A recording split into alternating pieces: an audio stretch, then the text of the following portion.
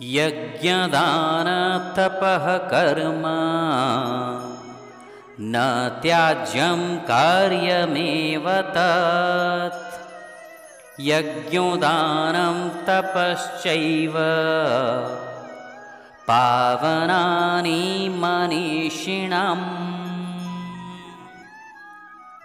बंधुगण, एठारे श्रीकृष्ण तांकर निष्पत्ति सुनाइछन्ति जे जेउ कर्म मनुष्य पाई उत्थान कारक एवं लाभप्रद ताहा कदापि त्याग करिबा उचित नुहे एवं सेपरि कर्म हेला यज्ञ दान एवं तप।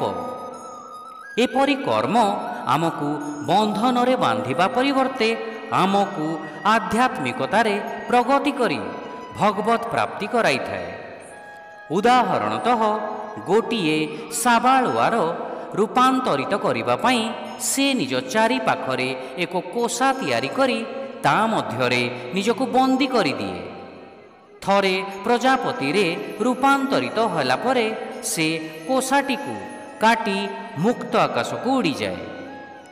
संसार रे आमर स्थिति ठीक सेई साबालुआ परि अटे। साबालुआ परि आमे वर्तमान संसार रे आसक्त होई रहिछु एवं सबु सद्गुणरू वंचित होई मध्य रहिछु।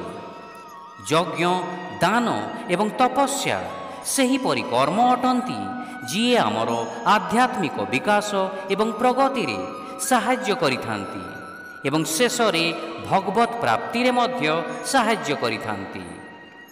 बेले बेले सेगुड़िक मध्य बंधनकारक प्रतीत होई पारे, किंतु वास्तव रे सेमाने साबालुआर कोषा परि अटंती।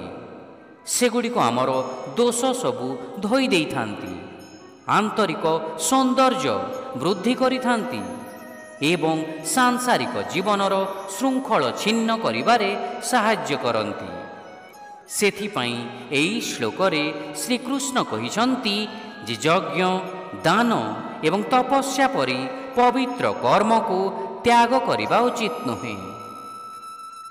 शिक्षा यज्ञ दान एवं तपश्चर्या उपरे आधारित कर्म कदापि त्याग कराजिबा उचित नुहे। सेगुड़िकु निश्चित भावे पालन कराजिबा उचित। वास्तव रे यज्ञ दान एवं तपश्चर्या विज्ञ व्यक्ति मानंक पई मध्य शुद्ध कारक अटे। Actions based upon sacrifice, charity and penance should never be abandoned. They must certainly be performed. Indeed, acts of sacrifice, charity and penance are purifying even for those who are wise. Hare Krishna.